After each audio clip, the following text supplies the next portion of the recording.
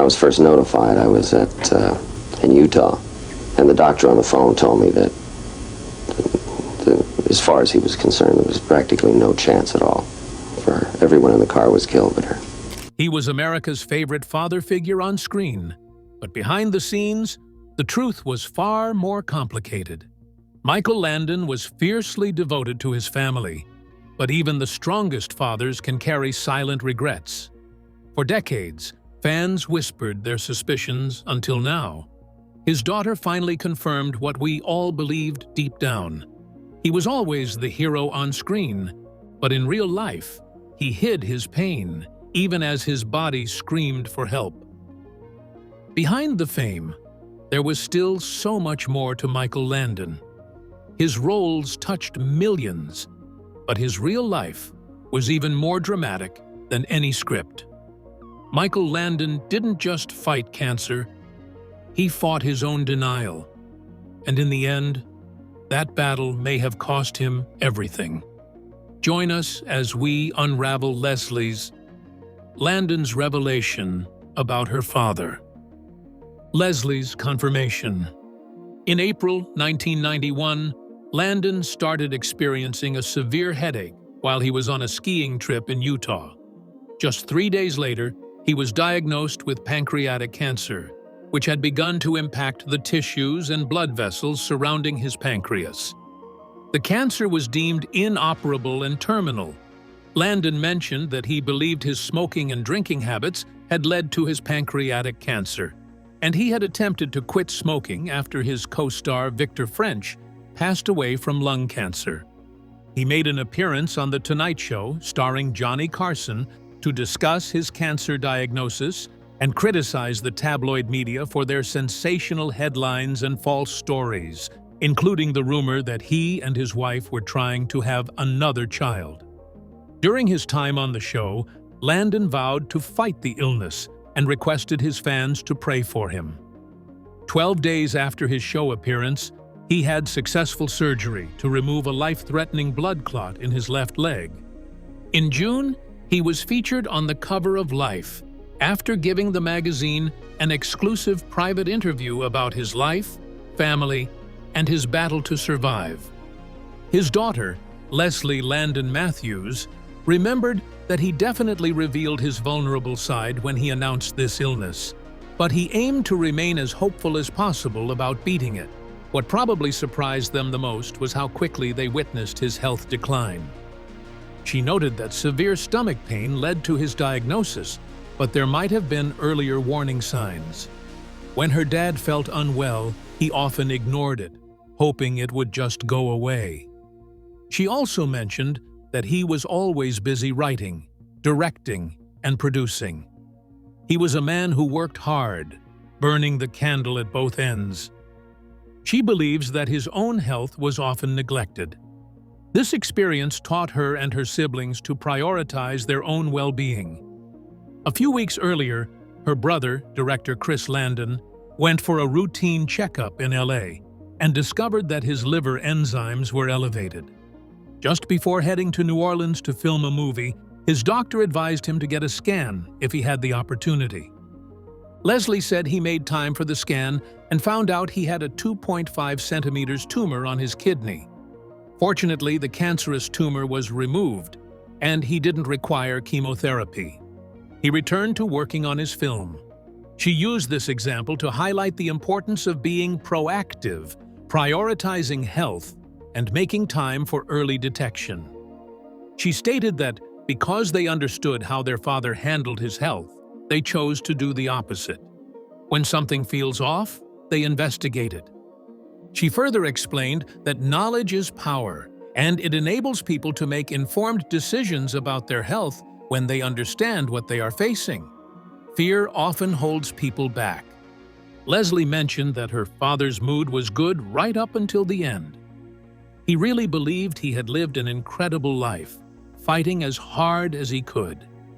However, she clearly recalls how frail he became towards the end. She saw her brother Michael carrying their father's oxygen up the stairs to his room. In that moment, it struck her deeply. She wished for him to pass away, which felt really odd.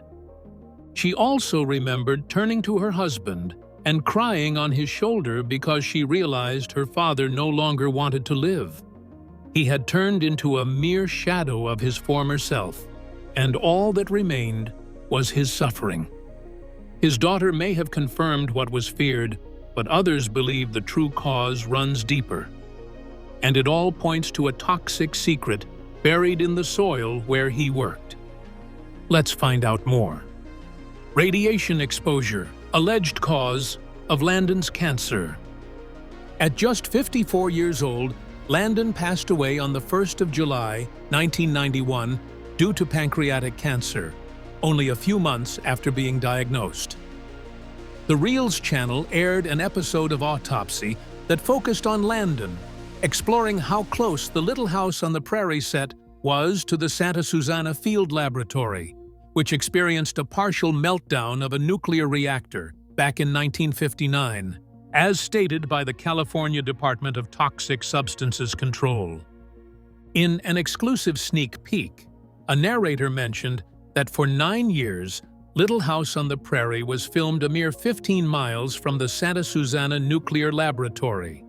Karen Grassel, who portrayed Caroline Ingalls, noted that it took a long time to find the right outdoor filming location for the show, which aired from 1974 to 1983. Eventually, they discovered a ranch in Simi Valley that was just right for them.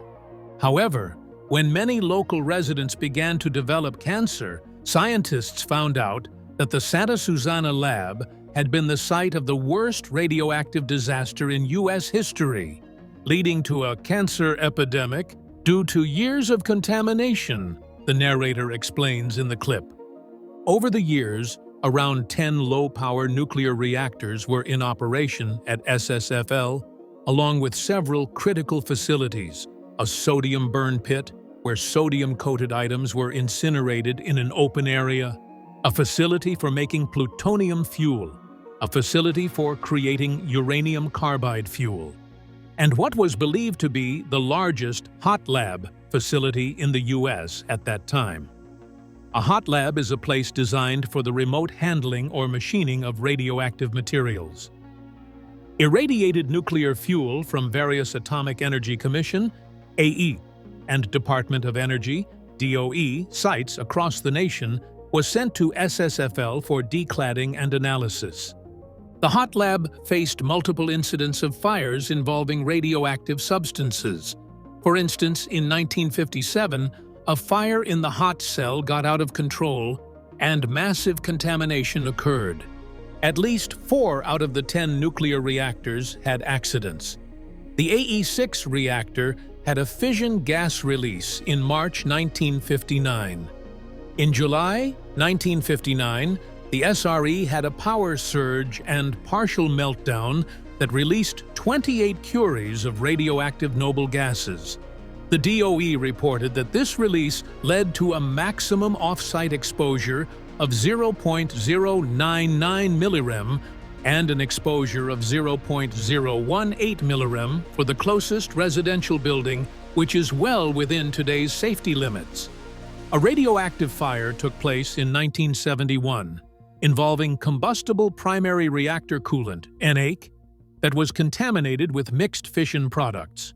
Dr. Michael Hunter, a forensic pathologist, stated that because of the cancer epidemic, many studies were conducted in the area. These studies have determined that this situation was linked to as many as 2,000 cancer-related victims who passed away and resulted in a 60% rise in various cancers, including lung, bladder, kidney, liver, blood, lymph node, upper digestive tract, and thyroid cancers. However, after reviewing the report of the Santa Susana Field Laboratory Advisory Panel from October 2006 and Landon's autopsy findings, Dr. Hunter does not believe there is a connection between the lab's location and Landon's cancer. He mentioned that despite the scientific studies that associate living near the site with higher cancer rates, there is no scientific proof that Michael's pancreatic cancer was caused by his proximity to the contaminated area. He mentions that while he can't completely dismiss it, he discovered another, much stronger and more direct reason for his cancer.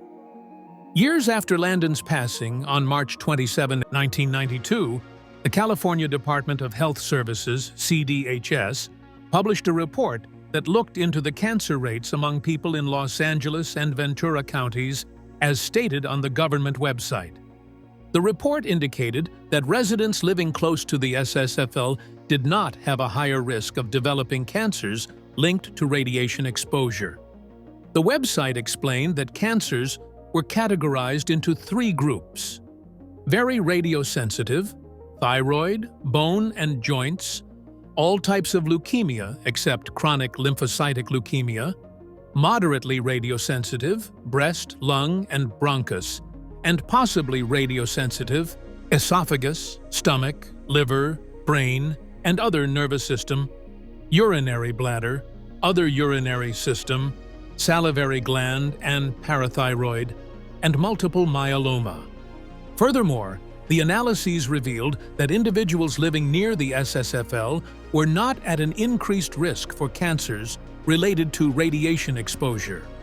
The analyses also indicated that male residents in Los Angeles County near SSFL might have experienced a higher rate of bladder cancer compared to those living in other parts of the county. Additionally, there was a higher rate of lung cancer among men in Ventura. After Landon was diagnosed with cancer in 1991, which had already spread to his liver, he decided to retreat to his 10-acre Malibu ranch with his third wife, Cindy, who was 34 at the time, and their 2 young kids. There, he prepared to fight the illness by adopting a vegetarian diet and following a regimen of vitamins, enzymes, and acupuncture. He started chemotherapy on April 18, 1991. In early May, he also took part in an experimental treatment that involved receiving a cancer-fighting medicine through an IV. Unfortunately, these treatments had a very slim chance of working. Only 3% of people with pancreatic cancer and 5% of those with liver cancer live for 5 years. The American Cancer Society states that smoking and drinking are linked to these types of cancer, and Landon had confessed to overindulging in both. As his final days approached, his health declined quickly. During his last weekend, Landon brought together his close friends and family at the ranch, including Cindy, all 9 of his children, and his longtime friend and business partner, Kent McCrae, along with his wife. They kept a vigil in Landon's bedroom upstairs. Near the end, McCrae reported that Landon expressed his love for them all, but requested some time alone with Cindy.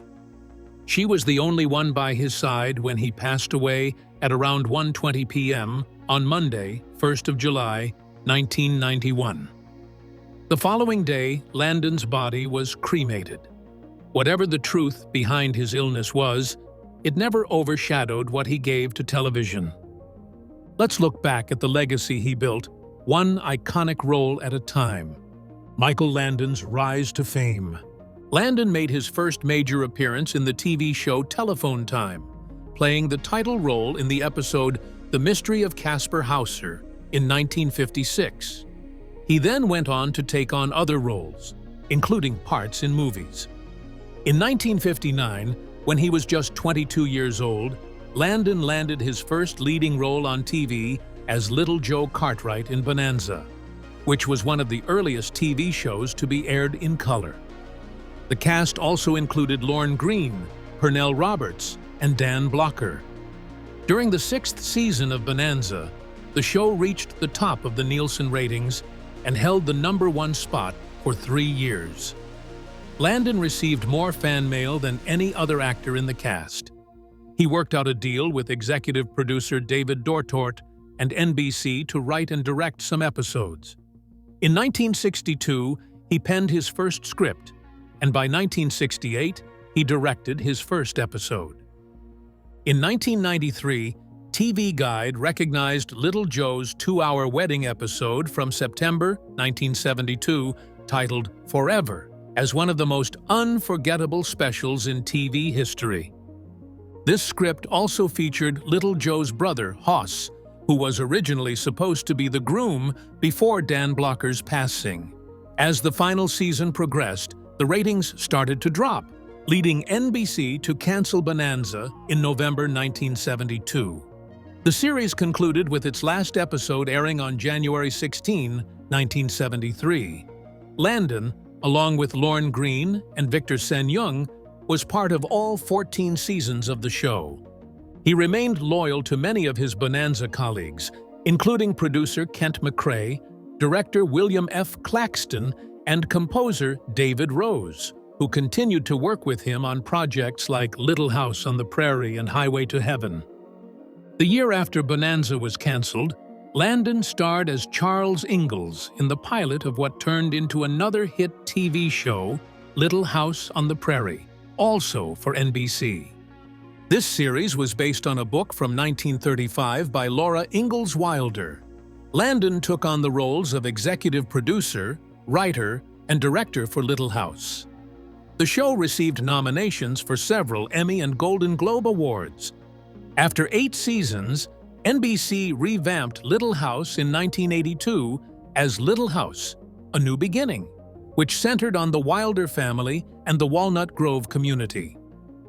Even though Landon continued as the executive producer, director, and writer, A New Beginning did not include Charles and Caroline Ingalls. This was actually the last chapter of Little House, as the series concluded in 1983. The next year, 3 made-for-TV movies were released. In a 2015 interview, Gilbert reflected on Landon, saying that Landon gave her so much advice. The main idea he instilled in her, from when she was a little girl, was that nothing is more important than home and family. No success, no career, no achievements. Nothing is more important than loving those you care about and giving back to a community. Even though they were working really hard, they were not saving the world, creating one episode of television at a time. They were just there to entertain people, and there are more significant things to focus on and to have fun, no matter what. After creating both Little House and the Father Murphy TV series, Landon went on to star in another hit show. In Highway to Heaven, he portrayed a probationary angel named Jonathan Smith, whose mission was to assist people to earn his wings. His co-star was Victor French, who had previously worked with Landon on Little House on the Prairie, playing the role of ex-cop Mark Gordon. In addition to acting, Landon took on the roles of executive producer, writer, and director for Highway to Heaven. This show was unique in his extensive television career, as it was the only one he fully owned. By 1985, before he hired his son, Michael Landon Jr., to join his camera crew, he also invited real cancer patients and individuals with disabilities to the set. His choice to include disabled individuals led him to employ a few adults with disabilities to write episodes for Highway to Heaven. By the 4th season, Highway had fallen out of the Nielsen Top 30, and in June 1988, NBC announced that the series would return for a shortened 5th season, which would be its final one. The last episodes were filmed in the fall of 1988, with one airing in October, 2 in December, 1 in March, 18, 1989, and the rest airing on Fridays from June to August. Unfortunately, French did not live to see the series finale. Landon invited his youngest daughter, Jennifer Landon, to participate in the final episode. In 1972, he was featured among the guests in David Winters's musical television special, The Special London Bridge Special, which starred Tom Jones and Jennifer O'Neill. In 1973, Landon worked as an episode director and writer for the short-lived NBC romantic anthology series called Love Story. Then, in 1982, he co-produced an NBC television movie based on a true story, titled Love is Forever, which featured Laura Gemser, credited as Moira Chen, and himself. The movie tells the story of Australian photojournalist John Everingham's daring scuba dive under the Mekong River to save his girlfriend from communist-controlled Laos in 1977. Interestingly, the real John Everingham appeared as an extra in the film, which also marked Priscilla Presley's first acting role. Sam's Son was a coming-of-age feature film released in 1984, which Landon both wrote and directed, and it was loosely inspired by his own early life. The film stars Timothy Patrick Murphy, Eli Wallach, Ann Jackson, Hallie Todd, and James Karen. Notably, Karen had previously collaborated with Landon on the made-for-television film Little House, The Last Farewell. Landon also made an appearance on the PBS television series The Electric Company. After Highway to Heaven was canceled, and before he transitioned to CBS, Landon wrote and directed a teleplay titled Where Pigeons Go to Die. This film, based on a novel of the same name, featured Art Carney and received 2 Emmy nominations. Throughout the airing of Highway to Heaven, all of Landon's TV shows were shown on NBC, marking a 30-year partnership with the network. After Highway was canceled, and following a disagreement with NBC's higher-ups, he switched to CBS and starred in a 2-hour pilot called Us in 1991. Us was intended to be another series for Landon, but after he was diagnosed with pancreatic cancer on April 5th, the show never made it past the pilot episode. During the 1990-91 season, Landon also hosted the CBS special America's Missing Children, which looked into real cases of missing kids that were being investigated. This special was also thought to be a potential pilot for a new series. He was a celebrity panelist during the premiere week of Match Game on CBS. Landon also pursued a singing career, similar to that of a teen idol. In 1957, Candlelight Records released a single by Michael Landon titled Gimme a Little Kiss, and Be Patient with Me at the peak of his fame from the movie I Was a Teenage Werewolf. Some versions of the record credit him as the Teenage Werewolf instead of Michael Landon. In 1962, both sides of the record were re-released on the Phonograph label, featuring a picture sleeve of Landon in his role as Little Joe Cartwright on Bonanza. In March 1964, RCA Victor Records put out another single by Landon, Linda is Lonesome and Without You. All of Landon's singles have been released on compact disc by Bear Family Records as part of a Bonanza Various Artists compilation. Landon performed on television shows like The Dean Martin Show, Hullabaloo, and other platforms, and he also sang live on stage at theaters. And while the cameras captured one version of him, the real story was still unfolding behind the scenes. Let's uncover the other side of Michael Landon. Michael Landon. Landon was originally named Eugene Maurice Orowitz when he was born on October 31, 1936, in Forest Hills, a neighborhood in New York City.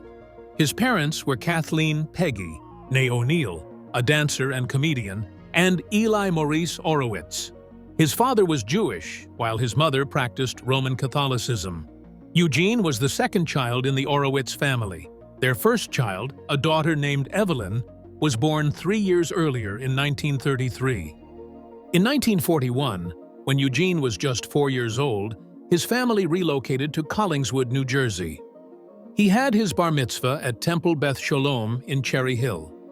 His family remembers that Landon went through a lot of hassle studying for the big event, which included biking to a nearby town every day to learn how to read Hebrew and recite prayers. Years later, he mentioned in an interview that he never went on a date during high school because no Christian father in the town would let his daughter date a Jew. As a child, Landon was constantly anxious about his mother trying to take her own life. He later shared that during a family beach vacation, his mother attempted to drown herself. but he managed to save her. After the incident, his mother acted as if nothing had happened, and shortly after, he ended up vomiting. He described it as the worst experience of his life.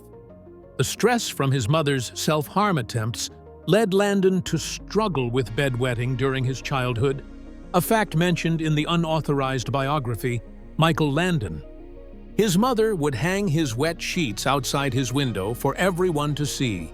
He would rush home every day to try to take them down before his classmates noticed. Some of these experiences were reflected in his semi-autobiographical TV movie, The Loneliest Runner, which he wrote, produced, and directed.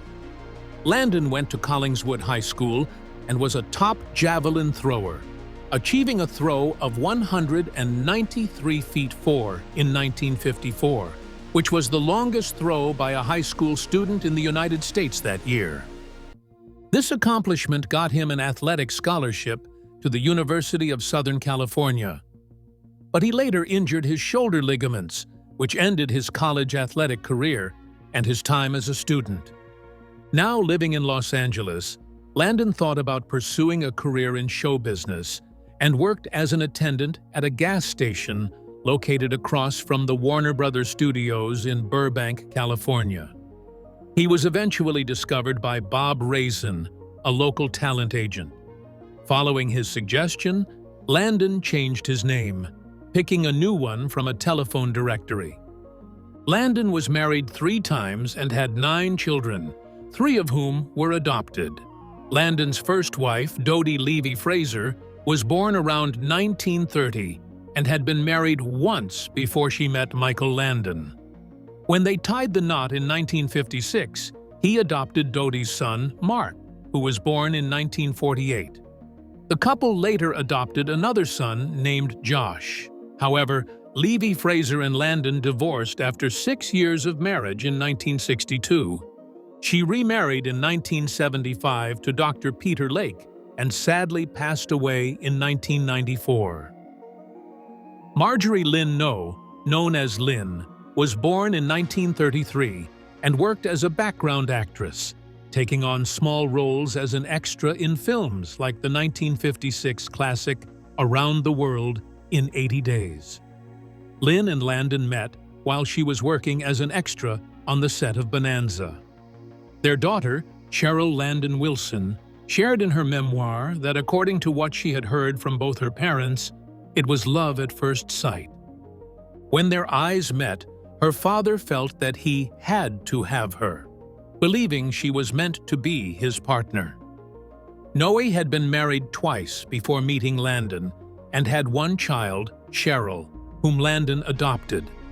Together, they had 4 more children: Leslie, Michael Landon Jr., Shauna, and Christopher.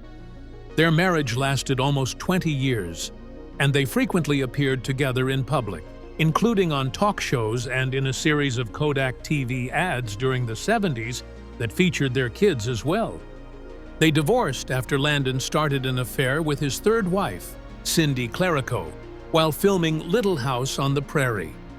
Lynn Noe passed away in 2015. Cindy Clerico was born in 1957. She met Landon on the set of Little House on the Prairie, where she was an extra. Later, she became one of the show's makeup artists.